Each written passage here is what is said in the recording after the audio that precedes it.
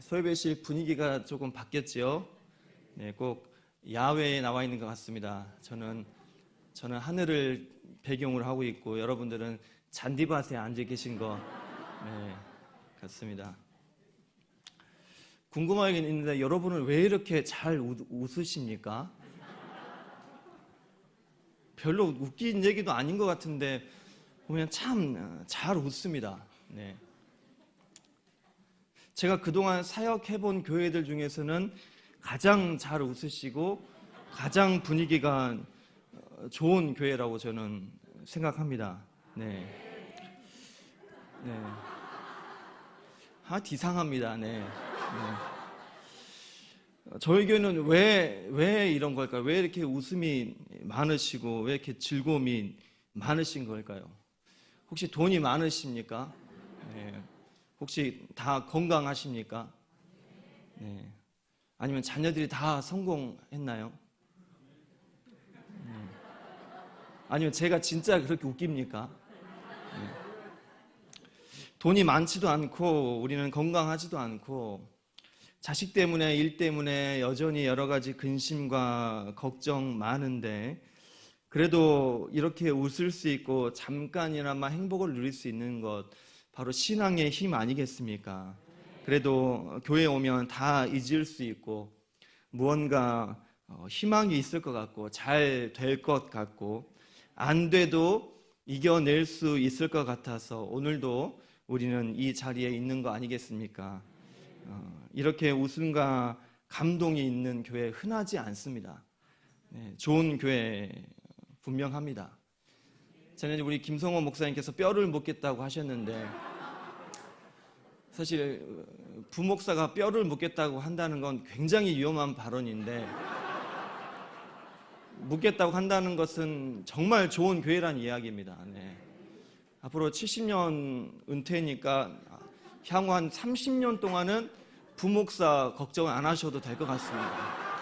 아무튼 장례 잘 치러주시기 바라겠습니다. 좋은 교회란 어떤 교회일까요? 재정이 넉넉하면 좋은 교회라고 할 수 있습니다. 재정이 넉넉해서 어려운 성도나 이웃을 잘 돕고 또 지역 사회도 돕고 선교하는 교회라면 좋은 교회입니다. 또 그리고 인격과 이 성품이 좋은 성도들이 많은 교회면 또 좋은 교회라고 할 수 있습니다.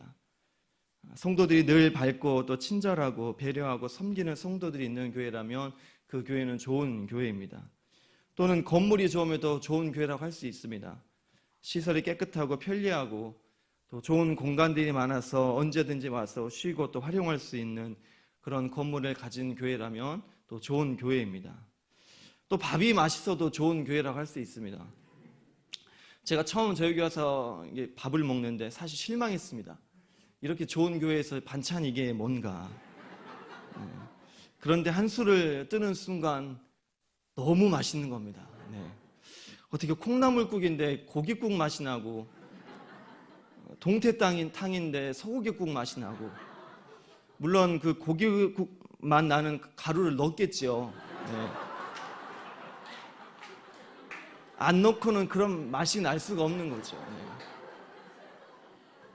근데 그것 또한도 실력이고 어찌됐든 간에 맛있으면 되는 거니까. 그래서 저희 교회 밥은 정말 맛있습니다. 여러 가지 이유로 우리가 좋은 교회를 찾을 수 있겠지만 진짜 좋은 교회는 바로 예배가 좋은 교회가 진짜 좋은 교회입니다. 예배 안에서 누가 들어도 좋은 말씀과 찬양이 있고 이 간절함이 있는 기도가 있으면 좋은 예배인 것입니다. 그렇게 본다면 청복교회 예배는 정말 좋은 예배입니다. 이런 예배가 있는 교회라면 청복교회는 정말 좋은 교회입니다. 좋은 교회 맞습니까? 네, 맞습니다. 그런데 좋은 교회인데 왜 소문이 나지 않았을까요? 익산 지역에 정보를 공유하는 한 카페가 있습니다. 거기에 올라온 글인데요. 혹시 익산의 중등부 예배 좋은 교회 있습니까? 라는 글이 올라왔습니다. 제가 또 중등부 담당자 아니겠습니까? 네. 그래도 저희 중등부 아이들 저희 중등부 상당히 좋아하고 또 재미있어 합니다. 그 글에 청복교회 좋아요라는 글이 달렸을까요? 안 달렸을까요? 안 달렸습니다. 네. 그리고 북 무슨 교회 중등부 예배 좋아요라고 댓글이 달려가지고 제가 한번 들어가서 영상을 보았습니다. 그런데 제가 중등부 교육자라서가 아니라 제가 훨씬 더 잘합니다. 네. 물론 다른 뭔가 있겠지만 제가 보기에는 제가 더 잘하고 더 재밌고 저희 중등부 찬양이 더 좋고 더 분위기가 좋습니다. 네. 소문나서 한번 봤는데 소문난 잔치에 먹을 것 없다 라는 생각밖에 안 들었습니다. 아니 도대체 뭐가 잘한다는 건지 아무리 봐도 제가 더 잘하고 우리가 더 잘하고 우리가 더 좋은 예배인 것 같다라는 생각이 들었습니다. 저희 교회라서가 아니라 저희 교회 교육부, 영화부에서 청년부까지를 보면 정말 좋은 예배입니다. 좋은 프로그램도 많이 하고 교사들도 다 열심히고 교육자들도 다 좋고 정말로 좋은 교육부 환경을 가지고 있습니다. 또 거기에 또 이런 글이 하나 더 올라왔습니다. 익산에 아시는 좋은 교회 있으면 추천해 주십시오.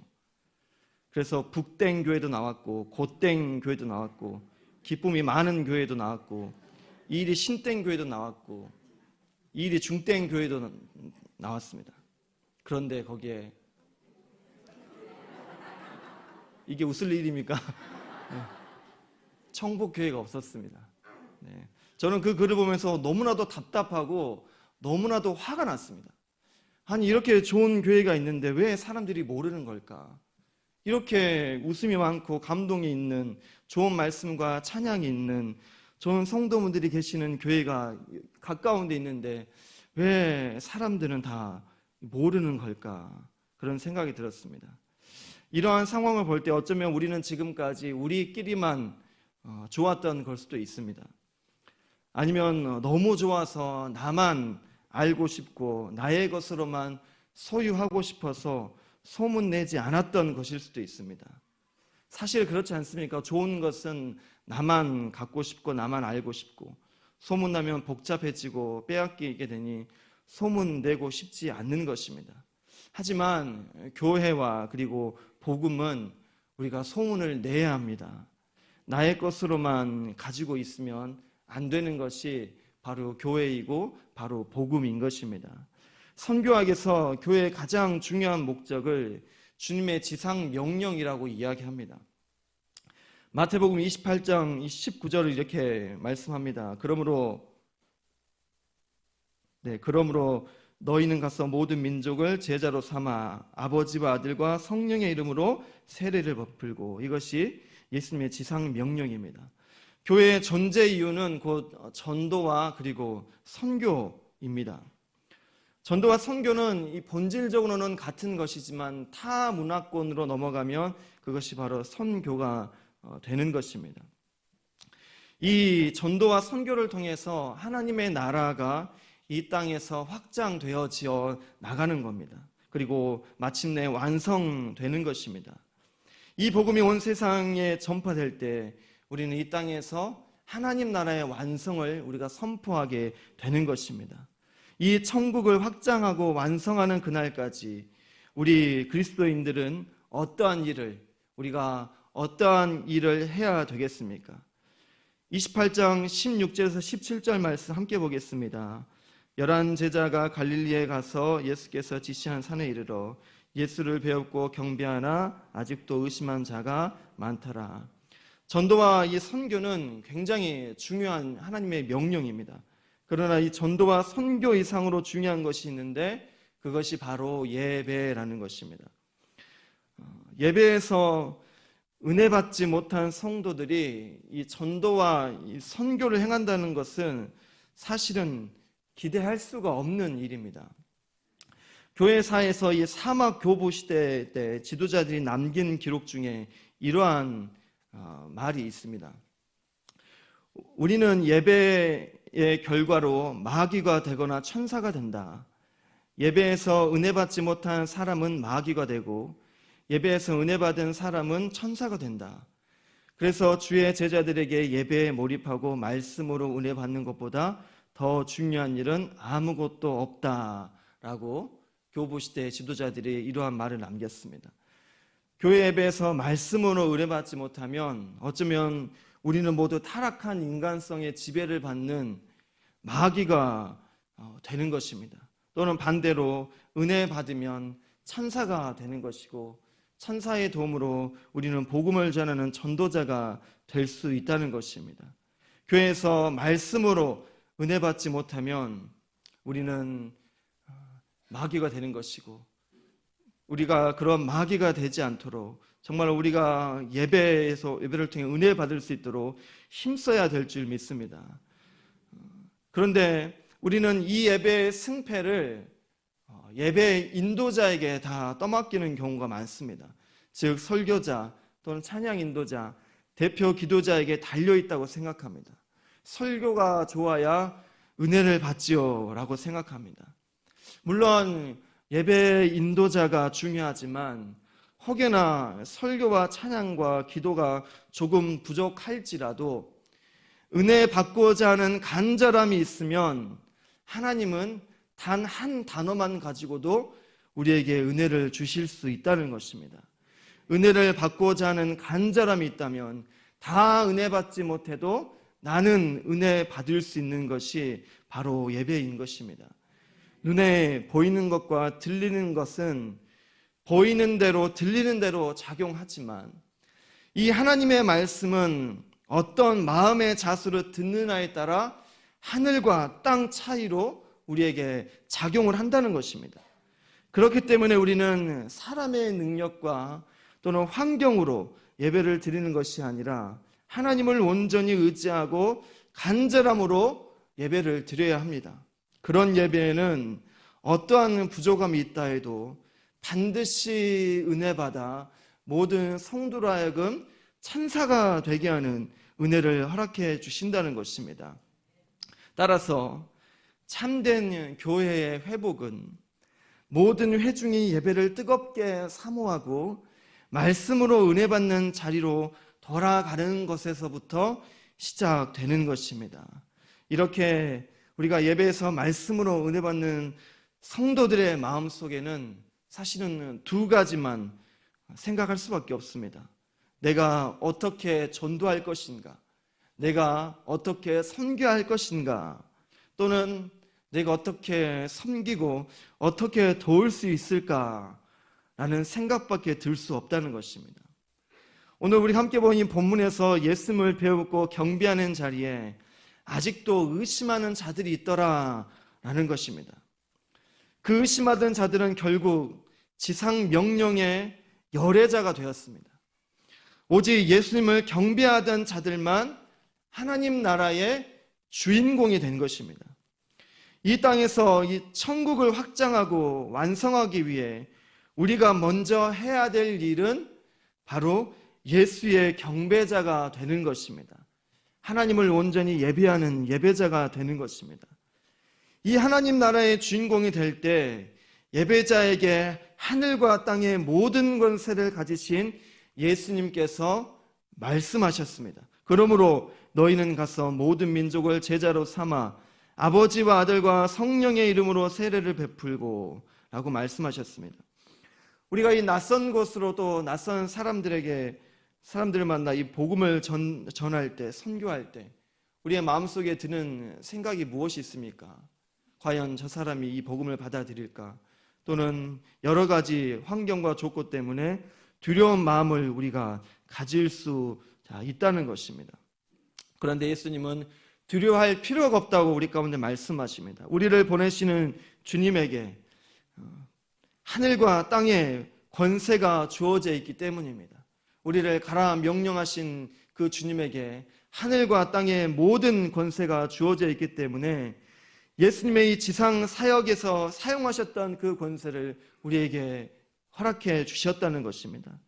그 권세가 어떻게 이 땅 가운데 나타났습니까?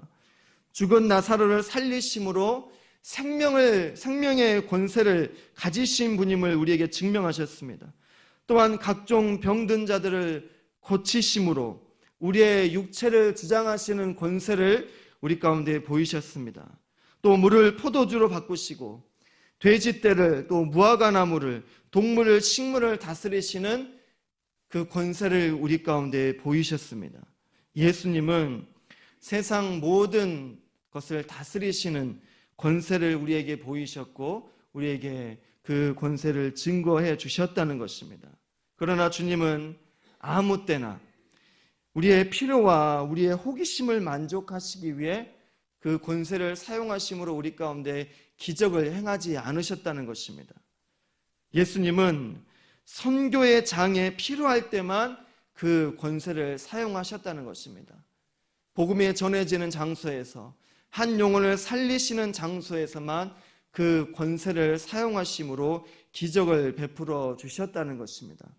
그래서 주님은 선교와 전도의 여정을 떠나는 이들에게 내 권세를 믿고 가라라고 말씀하십니다. 그러므로 너희는 가서 모든 민족을 제자로 삼아 아버지와 아들과 성령의 이름으로 세례를 베풀고 내가 너희에게 분부한 모든 것을 가르쳐 지키게 하라. 볼지어다 내가 세상 끝날까지 너희와 항상 함께 있으리라 하시니라. 아멘.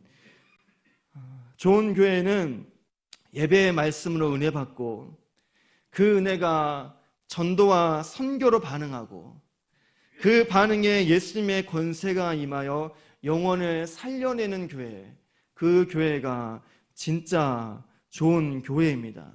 하나님은 반드시 이런 교회에게 큰 은혜와 부흥을 허락해 주신다는 것입니다. 우리가 예배를 통하여 은혜를 받았다면 그 은혜가 우리의 삶 가운데 전도와 선교로 반응해야 되고, 예수님은 그렇게 전도와 선교로 반응하는 성도들에게, 교회에게 예수님이 지상 사역 가운데 사용하셨던 그 권세를 허락해 주심으로 그 권세를 통하여 많은 영혼들을 살리시는 기적과 이적들을 우리 가운데 나타내 주신다는 것입니다. 마태복음 22장에 보면 혼인잔치 비유가 나옵니다. 한 임금이 아들의 혼인잔치를 위하여 큰 잔치를 준비했습니다. 그리고 종들을 보내어 청한 사람들을 혼인잔치에 오라고 하였더니 다들 오기를 싫어했습니다. 그래서 임금은 소와 살찐 짐승을 더 잡고 더 좋은 것을, 모든 것을 갖추어서 종들을 다시 보냈습니다. 하지만 한 사람은 자기 밭으로 갔고 한 사람은 사업하러 갔고 남은 자들은 종들을 잡아 모욕하고 죽이기까지 했다는 겁니다. 임금이 노하여서 그 살인한 자들을 다 진멸하고 그 동네를 불사르고 청한 사람들은 합당하지 않으니 길에 나가서 아무나 그 잔치에 불러오라고 하였습니다.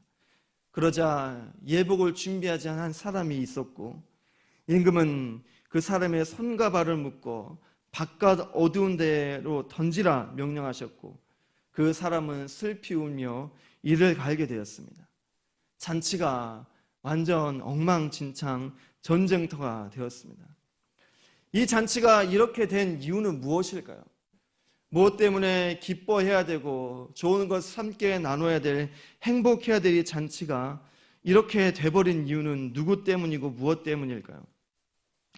여러 가지 이유와 대상이 있겠지만 저는 종들이라고 생각해 봅니다. 종들이 더 적극적으로 이 잔치를 소문냈어야 했습니다. 이 잔치가 누구 때문에 열린 건지, 무엇이 준비되었는지 종들은 이 잔치에 대해 세세히 잘 알기 때문에 이 잔치에 대해서 더 적극적으로 소문을 냈어야 했습니다.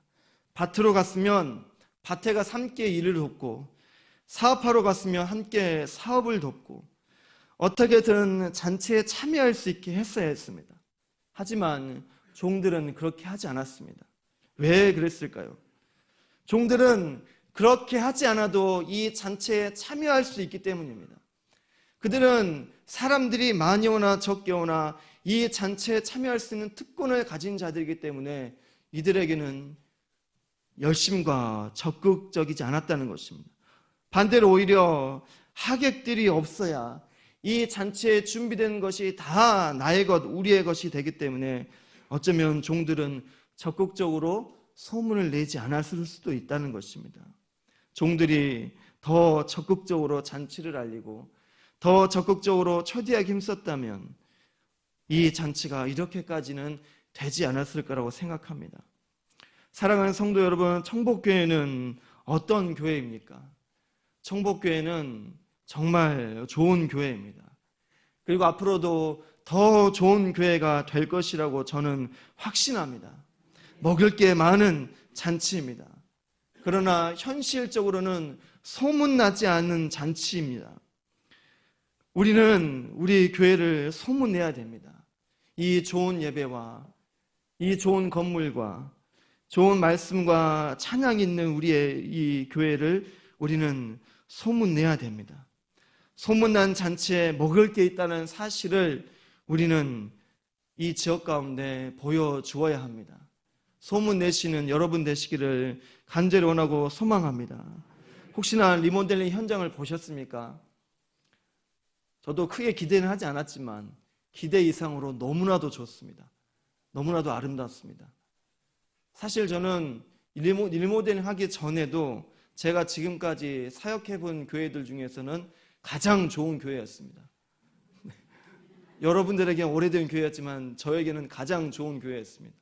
이렇게 좋은 환경에서 내가 예배를 드릴 수 있다니 정말 감사했습니다.